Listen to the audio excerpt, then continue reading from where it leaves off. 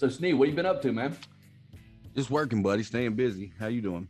Nah, I'm doing good, man. What are you working on? Here you got a lot of stuff going on. Yeah, man.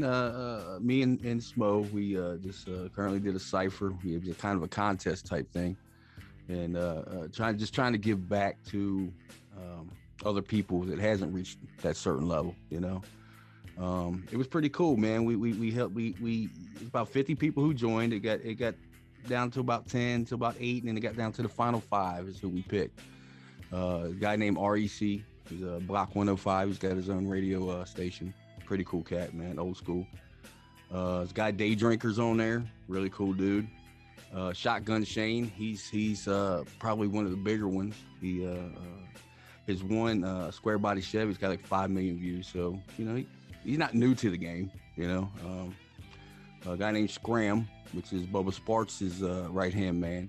Actually, Scram is one of the first artists on Average Joe's when they came out. Really? So yeah. He started with Colt Ford and Shannon over there at Average Joe's. So yeah. And then there's a young kid named I Am Jake Bars. I'm excited about him. We're gonna do some more work. He's a really cool kid too. He's coming up. He's only been rapping for about 2 years. So that's about it, man. Other ciphers, Bubba Sparks, other people we're working on, trying to just kind of push it and keep it moving, Man, that's kind of interesting. So, I mean, you come across all walks of life, don't you? I mean, absolutely. This competitive world, and a lot of people don't know it, this competitive world of hip hop or hick hop, as they call a different version of hip hop, which is essentially what I call country rap. I mean, country rap, right? Come across hundreds of guys. What do you think it is that some of these guys are able to push through adversity and get to completion of even a song or even an album versus the people who get started and just for some reason can't get off the ground, can't even get that first recording done? It could be a lot of things. It could be maybe they think they're not good enough. They want to do it. Doesn't mean you can. It could be studio equipment. It could be so many things, man. I think we're our own worst enemy when it comes to that, and we hold ourselves back, honestly. And I don't think it's what other people do. It's ourselves, I think. So, yeah, just in a nutshell.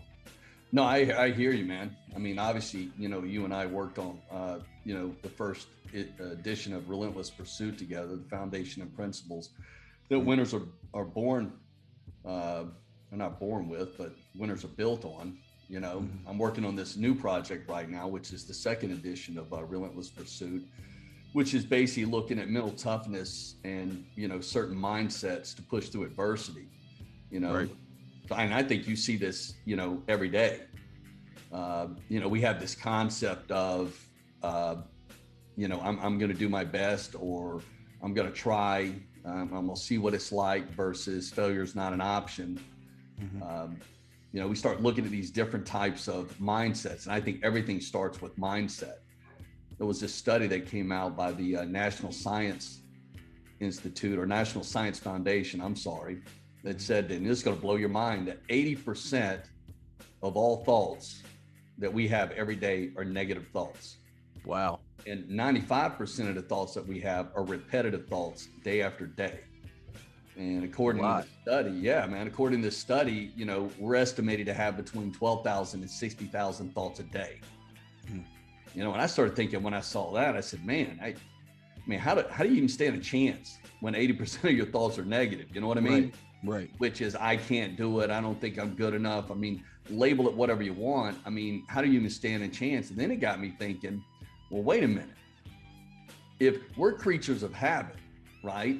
And we like routines, then that means that we can change routines. Right. We can actually, our brain is like plastic. We can actually remold or rewire our brain to have a different mindset, a different way of looking at things. Right. And imagine if I can take, let's say it's 40,000 thoughts a day, and 80% of those are negative, and I can turn at least half of those into positive, which means changing my mindset, rewiring my brain. Wow. Right. That's huge. Imagine what I can accomplish, or imagine what I can do. And then about the time I started thinking that, I thought to myself, man, hold on a minute. How have I been able to accomplish everything I've been able to accomplish in my life? I'm pretty sure I've already done that, because I don't really hear any negative thoughts in my head. Right. You know, most of the stuff, I like to say, you know, that there is this hope factor and this wish factor, you know, and this is going to sound funny, but this is really the way my brain works. You know, some people are walking outside of Walmart at 3 o'clock in the morning and they're thinking, man, I hope don't nobody rob me, or I hope nothing bad happens, or, you know, I hope this, I hope that. I have what I call the wish factor. I come walking out at 3 in the morning thinking, I wish somebody would try to rob me. You know, I wish somebody would try to stop me from getting to my goals. I mean, and it's like that 24 hours a day, 7 days a week. I don't sit around thinking, man, I really hope I get this deal. Or is it something you always had? I think it goes all the way back to my days in the military, you know, which is interesting enough. And I'll get into that in a second. But it's this, I don't think much about hope. And I don't really use the word why much. Why is this happening to me? Why is it raining outside? Why is my life being destroyed by COVID? You know, I like to start with what? You know, what can I do to maximize my situation? What do I need to do to push through this adversity? You know, what do I need to do to get to my goals? As opposed to why. Why is that not only a negative thought pattern, but that question why, your brain automatically answers that question. Why am I not able to achieve my goals? And my brain automatically answers that question because it's negative and says, because you're not good enough, because you're not smart enough. You know, why does my next door neighbor not like me? You know, well, my brain automatically answers that question in a negative manner, because you're a bad person, or because you're an asshole, right? Right. Well, if I stay with the what do I need to do, you know, to improve my relationship with my neighbor? Or what do I need to do to push past this adversity, to maximize my opportunity? It's a whole different mindset. It's a different way of thinking. Right. So this started the journey, or the concept for Relentless Pursuit, you know, the foundations and principles of mental toughness and pushing through adversity, which I'm almost done with. I mean, it's a 12-chapter book. It's about 120 pages. I've got about 20 to go, because I really, really want to hone in on this thing. Right. But, you know, I've really been focused academically since the beginning of COVID on this concept of win or learn. Right. You know, when I threw out there in the first book, Relentless Pursuit, failure is not an option, failure is not an option, failure is not an option. And I think I've adjusted my thought process on that a little bit since looking at, you know, what it takes to change your mindset. You know, we don't lose until we quit. Meaning, in my definition, we either win or we learn. Right. Okay. If we don't achieve our goal and we didn't learn anything, that's a loss.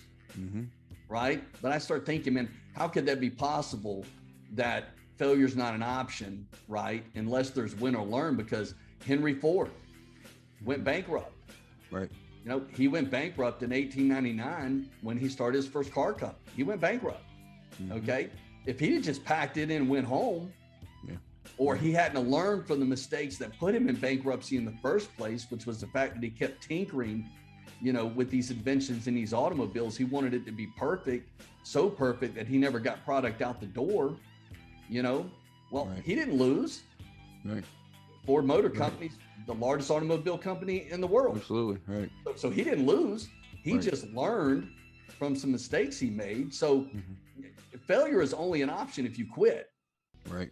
So we start with failure is not an option. So take one of these guys you're talking about, right? That really, really, truly desires or wants to be an artist, right? Right. Well, that has to start with the right mindset. So if his mindset is, I don't care what happens, I'm going to put out a quality song, or I'm going to put out a quality product. I don't care how many times I fall down. I don't care how many times I'm told by other people they don't like my music. Okay. I'm going to learn from every bit of feedback that I got until I have the perfect solution. And then I think the second thing is this concept of being uncomfortable. You know, we don't like to be uncomfortable. We like routines. Well, routines are a great thing. Okay. Unless those routines are preventing us from achieving our goals. Right. So sometimes we have to make the uncomfortable become comfortable. And we do that by having this automatic mindset, at least I do, Right. you know, that when I don't want to do something and it's at the time that I don't want to do it the most, that's when I absolutely have to do it. Right. You know, Right. that's the training my brain for adversity. And I'll give you a great example of that. You know, right now I have a fractured elbow. Broke my elbow about 2 days ago. I didn't know that. Yeah, it's cracked. Wow. So I'm sitting there thinking, started to fall in this little pity party, you know, when I got back from the orthopedic, and I'm sitting there thinking, you know, well, I probably shouldn't go to the gym, you know, should probably lay up for 8 weeks, yada, yada, yada. Plus, I don't really feel like going anyway. And then all of a sudden that mindset kicks in. It says, get up off your ass. You're going to the gym. Your elbow's broke. Your legs aren't broke. Your left arm ain't broke. You know what I mean? Your shoulders aren't broke, meaning let's go put some work in, bro. You know what I mean? Like, no, we're not going to fall into self-pity, right? Absolutely. We can still put that work in. So we're going to make what's uncomfortable comfortable, but we're going to do what we don't want to do when we don't want to do it the most. And that's how we're going to keep building, you know, this mental toughness. And all you really need is some principles, you know, that can guide you along the way. Some simple principles, you know, like stop comparing yourself to other people. And I'll tell you something, Sneed, and I dig this about you, and I think this is why we're friends. You are the greatest Ralph Hollingsworth that there will ever be. You will never be Tupac. You will never be Biggie. You will never be Dre. You will never be Eminem, but you're not trying to be any of those people. Right. You're trying to be the absolute best Ralph Hollingsworth you can be. And guess what, man? You got a pretty good shot at getting there. Well, thank you. When we start comparing ourselves to other people, that's typically when we get in trouble. I mean, right. My God, who am I, you know, standing next to Warren Buffett, right? Nobody. And if I'm sitting there trying to compare myself to Warren Buffett, mentally, I'm in a bad place. Now, it's okay for me to aspire to accomplish what Warren Buffett has accomplished, but I can't compare myself to him on a daily basis because that just puts me in a negative mindset, right? I think that's a huge problem in what I do because a lot of artists do that. You know, they compare themselves to other people, right? So it's amazing. We talked about this on a previous podcast. You know, when Eminem first came out, I mean, his sound and his style was different. I mean, massively different than anybody else. He wasn't trying to be anybody other than Marshall Mathers. Right. And you know what? He was the best at it. He was the best at being him. Right. Period. Right. Like nobody can be him. So to try to compare yourself to someone else that's out there is different than aspiring to accomplish what other people have accomplished. Right. You know, Eminem sold millions of records. If I want to be a recording artist, I have that same dream. I want to sell millions of records, but I've got to do it, you know, as Stephen Nalley. I can't do it as Eminem because I will fail in comparison every single time, you know? Right. And you and I were looking at this. I think we were talking yesterday or the day before about that rap battle between MGK, Machine Gun Kelly, you know, and Eminem. And I find that whole situation fascinating because MGK, when he went after Eminem, at no part of that diss track did he compare himself to Eminem. Right. He was basically dissing Eminem, but at the same time, he was highlighting his strengths. I love that line, and I don't know it specifically, where he says, you know, everybody's always hated me. This is nothing new to me. Right. You know, there's, you know, what are you gonna do when you realize there's nothing you can do to me? I mean, he's keeping it real with himself. I'm not trying to be you. Right. You know, I'm trying to be me. I'm me. Yep. You know, and I'm trying to be the best me that I can be. And I just think that is so powerful, you know, when you get to a point that your mindset, you know, has shifted from either the victim mentality or the self-imposed limitations or the self-comparisons or the negative thoughts. And now your mindset is, I'm going to go kill this. I'm going to relentlessly pursue this, and I'm going to absolutely kill it. You know, and we do that by putting action behind our goals, but we got to be mentally tough to get there. You have to be able to push through adversity. And most people just lay down when adversity comes and they look for other things to blame things on. You know, look at this board behind me. You'll see a book called Can't Hurt Me. It's David Goggins. You see that? I do see it. Here's something you need to know about David Goggins. that is the most mentally strong person on the planet. That is the baddest man on the planet, period. Wow. You know, this guy is the only guy to ever go through BUDS, which is Navy SEAL selection and training, three times. I see he's military. Yeah. Well, he was 300 pounds, went to see a Navy recruiter and said, I want to be a Navy SEAL. And you can imagine the look that he got from the recruiter. And the recruiter said, man, you know, it's 90 days before, you know, the class starts. You'll have to lose at least 110 pounds. So losing 110 pounds in 90 days is a feat in itself, right? Right. Much less getting ready to face the toughest challenge in training on the planet.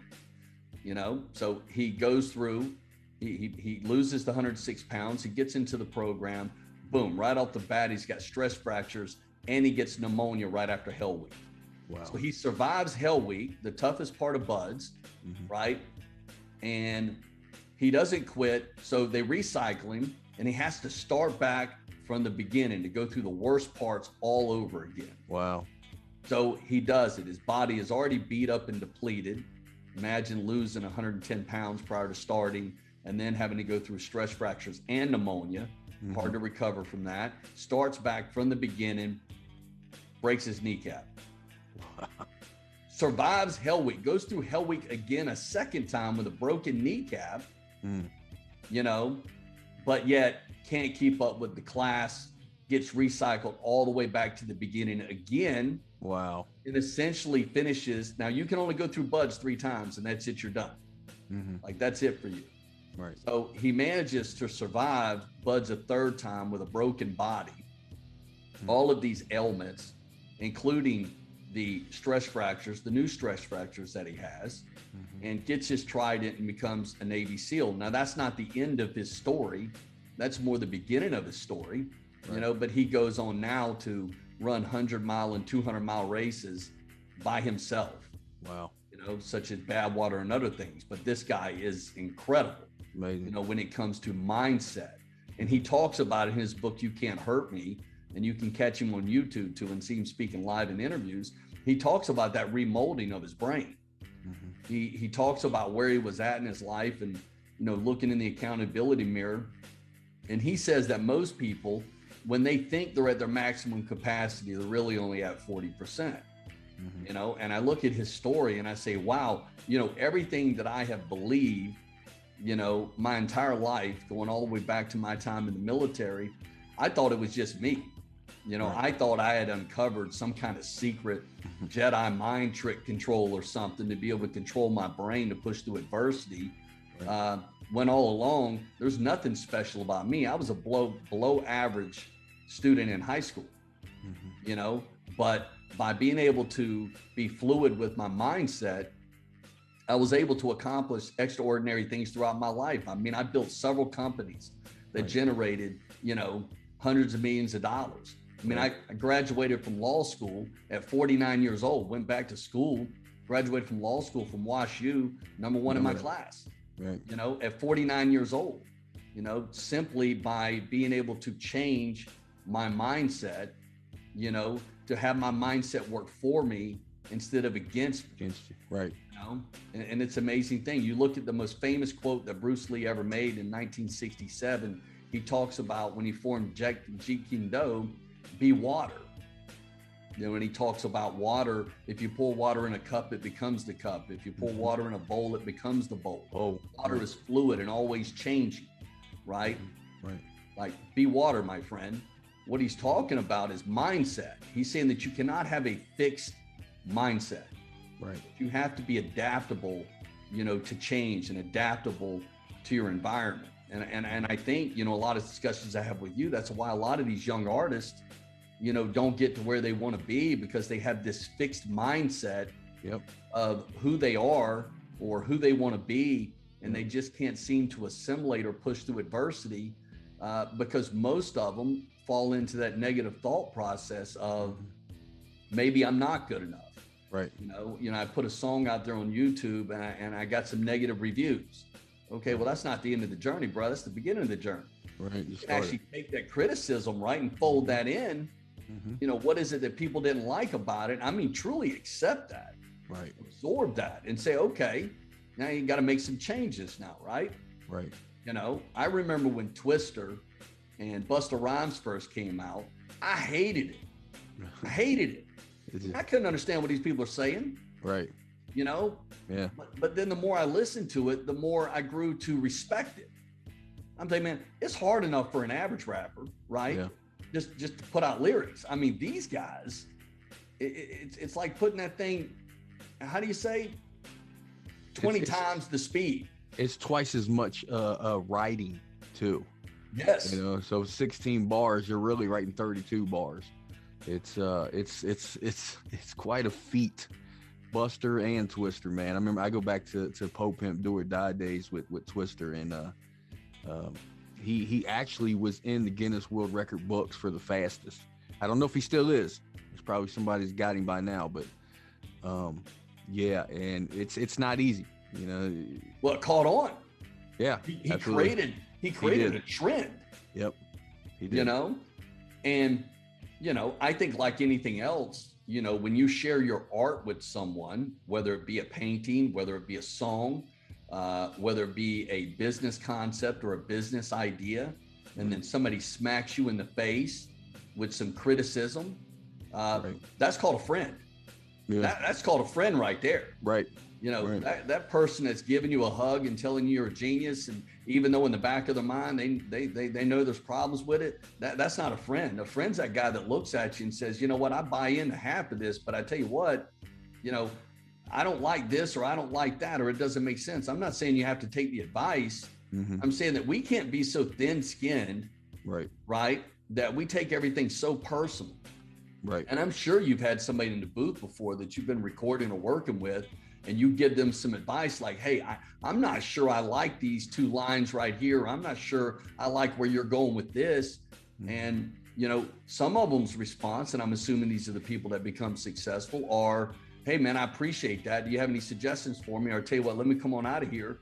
Let me get back to the pen and pad and let me restructure this versus, you know. There's been a couple, but to be honest, the majority of them doesn't want your advice. Like you said, they're already set in that mind state that they got it figured out, you know? Yeah, and that's probably, Steve, why they're falling short. And you know that because you've been in this game so long, mm-hmm. right, that you can hear this or see this and get a pretty good idea of what the response to it's going to be. Yeah, right. You know? And it's sad because most of these younger people they're not even in the game, mm-hmm. but yet they have a predisposed mindset or idea of what they want, but that might not be what the people want. And therein lies the problem. We hear this talk in music all the time about sellouts. Right. Like, oh, he sold out. Well, no, he didn't sell out. That's not what old boy did. He didn't sell out. What he did is he transformed his art mm-hmm. into what his audience wanted or what the public wanted. I mean, you can stand on principle all single day long if you don't care about success and maintain that mindset that, oh no, I'm doing this for me, like F y'all. But okay, that's if you don't want to make any money. That's fine. But what you can't do, you know, is secretly or to your friends bitch and complain because 365 million people in the United States aren't buying your mm-hmm. art mm-hmm. because there's something wrong with them. Right. You know, I mean, there's something said for standing on principle, and maybe you get real passionate one night, Sneed, and you go down into the studio and you record something because that's what's in your heart. That's what you're passionate about in that moment, you know, and that's great.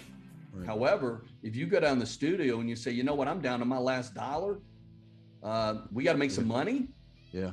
You know, then it shouldn't be about, you know, you not wanting your feelings hurt or whatever. It should be about, man, I need all the constructive criticism I can get. Yeah. I need everything that everybody can give me. There's tons of resources out there, and I need to push through this adversity. You know, I remember telling you this story in a previous segment we did about a friend of mine that, you know, was on the way to a job interview and got flipped off, and he followed that guy for like 15 miles. I do. You know, because he wanted to fight him, and he missed the most important interview of his life. Mm-hmm. Like, that's crazy to me. Right. How does that? That's a weak mindset. That's just a weak mindset. Like, what? Oh, it's on principle, son. Well, feeding your family is on principle. What did you tell your wife and 2 kids when you got home? When they said, "Hey, Dad, did you get the job?" No, I had to go straighten some guy out because he cut me off in traffic. I mean, and then do you your think wife that looks at tougher you. mindset comes with time, knowledge? No, I think you have to train. Here's the trick, Sneed, and I'm glad you asked that question. You have to train your brain. Okay, you have to rewire and retrain your brain, okay, to have a different mindset or for mental toughness. And I'll tell you a couple of things that I do every single day without fail. Okay. And I call it mental toughness training. I will go to the gym and I will do my workout. And at some point during that workout, I will just make something up. I will pull something insane out of my head. Like I'm going to do 1,000 push-ups. Wow. Right. It just comes off the top of my head. Right. And about halfway through that, I say to myself, this is the worst idea I've ever had. But I put it out there. So now that we got to do it, I'll go get 2 of those medicine balls with different sizes and do push-ups on those. Right. Or I'll decide I'm going to do 1,500 bicep curls and I'm going to drop set. All I'm doing is creating adversity and forcing myself to push through it. And it's totally through osmosis, meaning it happens on the spot. It's not something that I pre-planned, because if I pre-planned it, I'd give my mind an opportunity to talk myself out of it. Right. So I would just look around the gym and literally, when I'm done with my regular workout, just make something up, you know, and whatever it is, I put a number out there or a time, and it's usually something pretty crazy. It's not insane. That's great advice, though. I never looked at it that way. Yeah, so that's one thing I do. Another thing that I do is I switch up my habits. Like most people get up the same time every day and go to bed the same time. Right. I literally just out of nowhere will just say to myself around 1 o'clock in the afternoon, I'm getting up at 3 o'clock in the morning. Like for just whatever, I'm getting up at 3 o'clock in the morning. Right. And I'm going to do that for 3 days. Right. And when that's done, I say, all right, I'm not sleeping for 2 days. Wow. You know, now I'm productive during that whole time, right? Meaning I got things that I'm doing, but what I'm doing is I'm creating limitations. I'm creating adversity for myself and then forcing myself to live up to whatever crazy idea that I've come up with, right? You know, and I'm gonna tell you something, man, some days it's easy. Some days it freaking sucks. I mean, it just literally, I'm thinking to myself, what in the hell are you doing? Right. Well, that's where that mental toughness comes in. And you asked me earlier when all this started, and I told you I'd get back to it in a minute. I remember when I went to mountain warfare school, when I was with the 10th Mountain Division, and we had to do, I don't remember how far it was, but we had to do a timed road march with like a 125-pound rucksack, plus all of your gear. So your full loadout's about 145 pounds plus weapon, right? Wow. And I think the road march was 20 miles. I think it was. If not, it was 15. Okay. And there was a certain time. You know, I remember, you know, when they gave the task, condition, and standards. So we're all standing there and like, all right, here's the task, here's the condition, and here's the standards. You know, I remember hearing chatter behind me with people strategizing. Like, all right, well, we got to have a certain pace. We got to do this. I'd already left. The only question I asked was, I pointed down the road and I said, it's that way, right? You know, and the instructor said, Roger that. And I just took off. Right. I had no plan. My plan was to take that bad boy one step at a time, meaning keep moving forward, keep moving forward. I knew it was going to suck. Right. I knew it. I knew it was going to be excruciating. I knew it was going to be painful, but my objective was to get there. That became the objective. See, my mindset instantly changed to, this is the new normal, right? Pain is what it's all about for the next couple hours. Like, that's it, right? Like, I just accepted that. Right. This is going to suck, but this is my reality for the next few hours, right? So that comes to another philosophy, and that is, once I'm in a certain amount of pain, say the midway point, well, bruh, I ain't going to cry to quit. I'm going to cry to win, meaning I've already been through this pain. I'm getting something for it. You know, and I think that's where that mindset started, because going through the types of training that I did in the military, you know, as a commando with the 10th Mountain Division, you know, with the Special Troops Battalion, you know, the training was steep. I mean, it was tough, you know, but either you had a mindset of, oh man, I don't really feel like doing this. It's too cold out here. I mean, why we got to go 20 miles? Why not 10? Why is it 125 pounds and why not 75 pounds? My mindset instantly shifted to, well, that's it. There's the task. Let's go. You know, and then it was just up to that. It was about grit. It was about just toughing it out, you know, which mentioning grit, mentioning the military, you know, there was this study done, I think it was 2005, about West Point cadets. And this psychologist, Angela Duckworth, who was with the university, I think she was working with the University of Pennsylvania at the time, did a study on all of these cadets going into West Point. There was like 2,500 of them. And they had these different scores. So she took and categorized all of these people based on their GPAs coming out of high school, their SAT scores, mental aptitude, IQ, and then what we call a grit score, which is basically that gutting it out, that determination, right? That mental toughness. Right. Okay. And at the end of this study and studying all these cadets and where they placed in this program called Beast Barracks, which is kind of equivalent to like a hell month, if you will, you know, where they basically just, I say beat on these kids, not physically, but it's very mentally and physically demanding to find out who truly deserves to be there. Right. And she found that 80% of the people that finished at the top had the highest grit scores, the highest mental toughness. These were the people that had the ability to put their head down and just push and push and push and push. And it didn't matter what you threw at them. They just kept coming forward. Right. You know? So you look at that study and you look at that study from the National Science Foundation, and all of a sudden you start to realize that maybe I'm not the smartest guy in the world. Maybe this is something that everybody already knows, but people just don't know how to change their mindset. They're so structured in their routines, or maybe they just really don't want the goal to begin with. Right. But it is entirely possible, you know, to alter your mindset to be at any given moment. I call it where your feet's at, you know, like I don't live 5 minutes ago.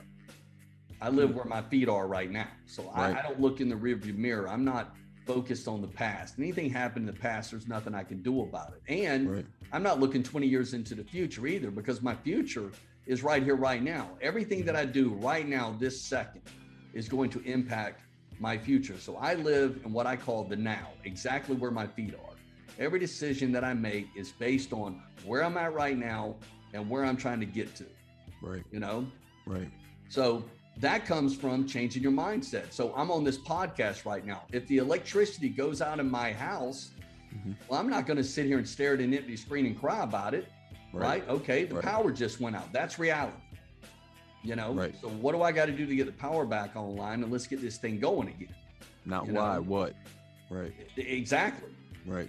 We need to get this done. So, you know, whether or not we have to start over, like, oh, now we got to start over, and that's so that's a waste. No. Right. You know, what are we going to do to get this done? Because our task was to get this podcast done today. So that's what we're going to do. I can't do anything about the power.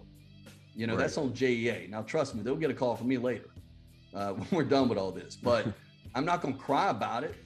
You know what I mean? That's in the past. There's nothing that I can do about that. So how does somebody start this? You know, how does somebody start I think you honestly have to begin with creating some self-initiated adversity in your life every single day. Right. You know, create some adversity. Like for you, you know, being a producer and an artist, that comes with finding the one beat or whatever that you failed in the past to put anything down on, right? And challenging yourself, you know, I'm not leaving here until I figure this out, meaning creating adversity nights like that for yourself. Or, you know what, I'm going to write, and I can't really speak because I'm not an artist like that, but for me, it would be figuring out a solution to a problem that nobody else can solve. You know, and just racking my brain over and over again, or putting myself in scenarios where, you know, I'm uncomfortable, you know, getting myself outside of my comfort zone and saying, you know what, pushing through this is going to make me a better me.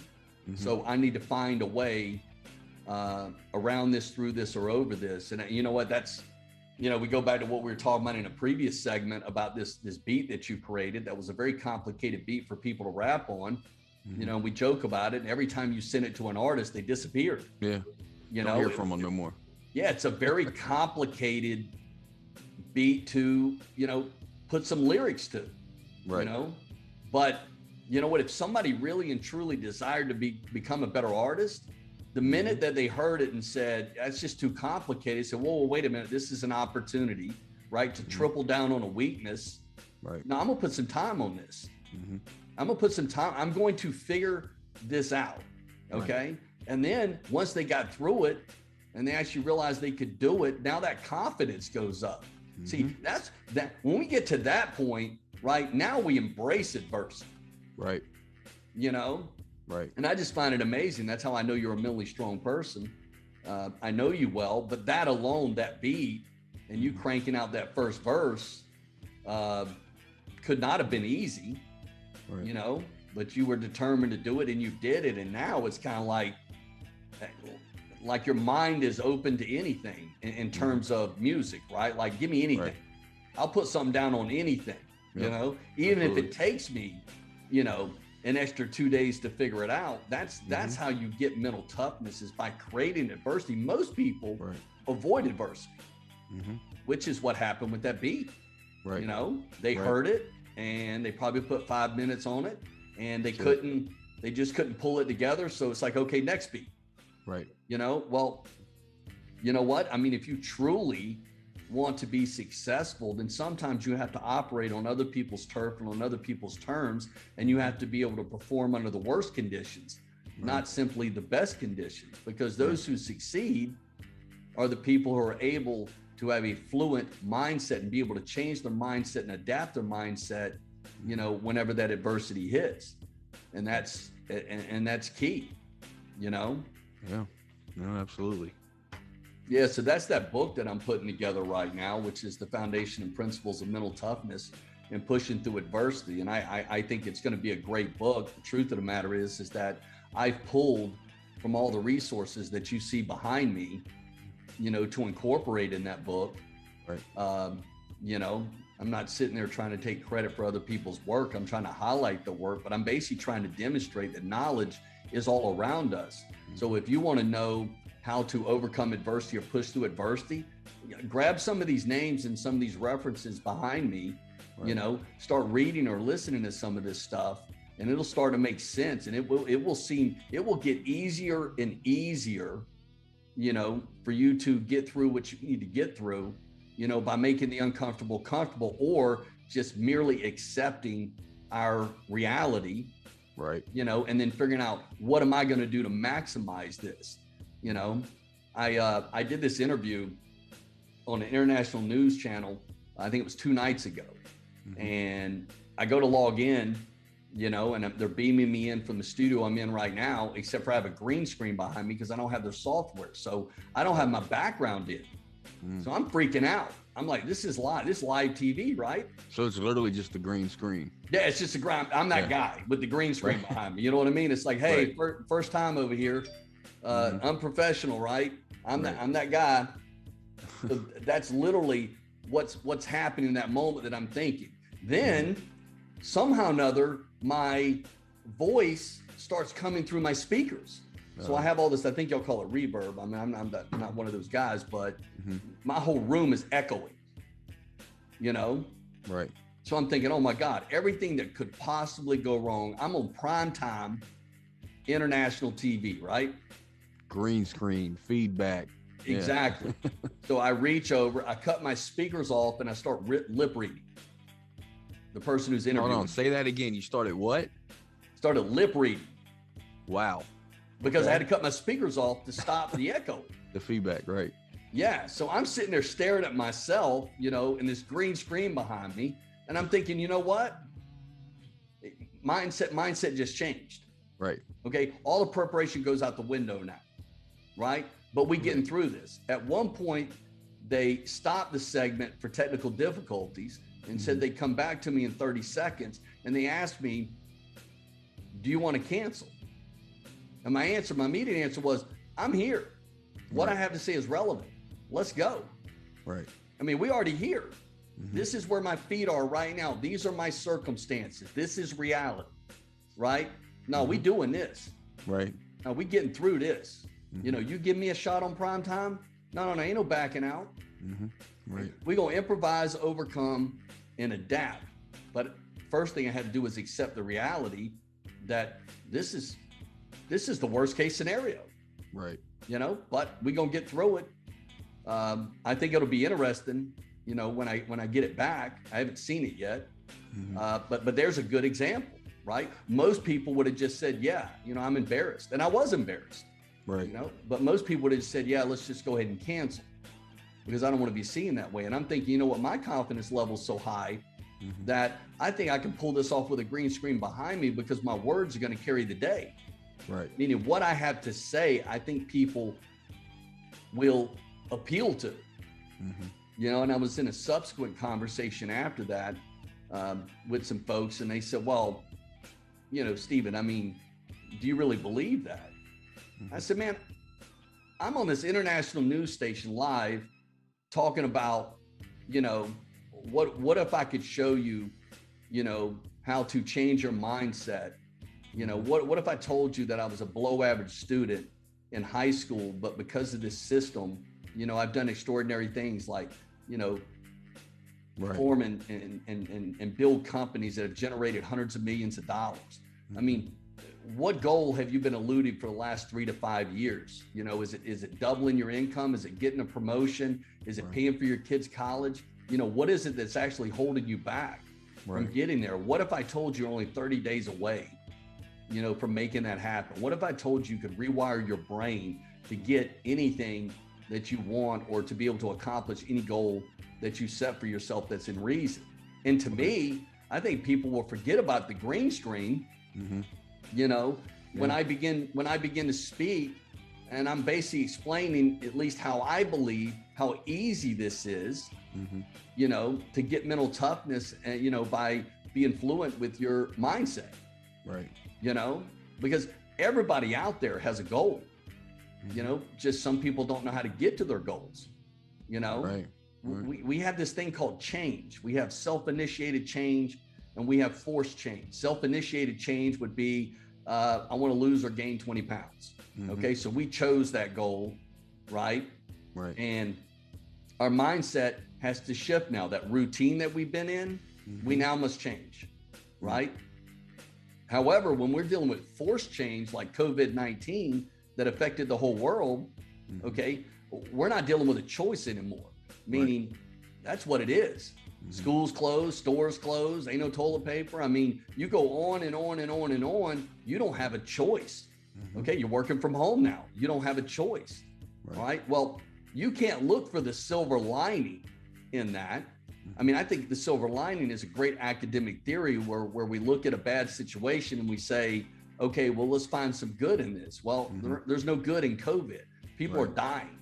You know, there's no good.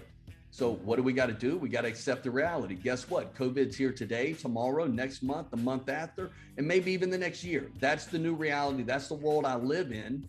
Okay. What can I do to continue my journey, to continue to be the best Stephen Nalley that I can possibly be? Well, I started 2 new companies and wrote a book.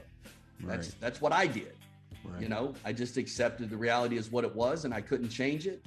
This is where my feet are right now. So what am I going to do right now other than stare at the TV, get all involved in the news cycle and the hype, you know, and fall into this pity party or this despair?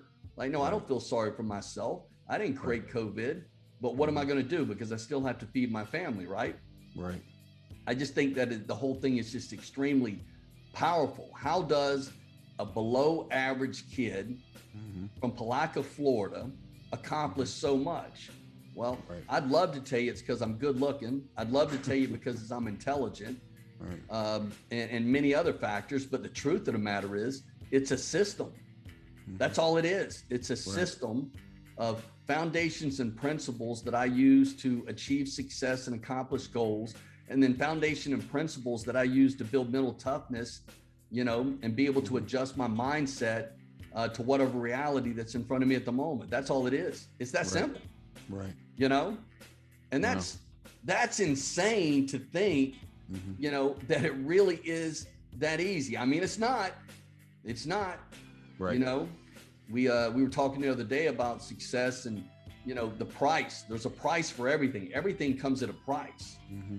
You know, if you want to start a business, there's a price you're going to have to pay for that. You want to be the next Warren Buffett, guess what? That's a much steeper price. Right. Which means your mindset is going to have to be different for both of those. Mm-hmm. You know, you have to adjust your mindset for what your reality is. Wow. You know? Yeah, no, absolutely. But I'm excited, man. I'm ready. I think that I'll have this project book done by, you know, by the end of the month. And I think I can actually have it published and get it on bookshelves within the next 60 days. But, you know, I don't think I've ever been more excited about anything I've done in my life. And, you know, for me, it's not about book sales. I could care less about book sales. Right. You know, I just like to share my experiences and my ideas with people, hoping that it can change one person, which brings me to the last thing. You know, I've started this new mentorship business. I have a kid which has been living at my house for 15 days now. He's 18 years old. Right. His name's Stephen Bose. His father was SEAL Team 4. Wow. You know, was 12-year Navy SEAL. So he brought his son here for me to put this to the test, right. You know, to help this kid get mental toughness, you know, help him with his, he's freaking killing it. Good. He said that's how I know that the system is that powerful. But what came out of that was I said, you know, I want to start mentoring more people.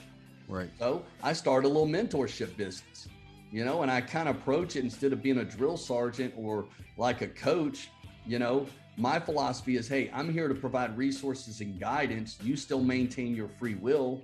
You make whatever decisions you want, but I'm like a co-pilot on this journey with you. You know, and my mantra is I can out-listen anybody. Now get this, Sneed, and this is important, man. I get this high, this feeling, this euphoria, right? When I'm having a conversation with somebody, right? And I see that they're a lot closer than they think they are. But where the magic is when they see it.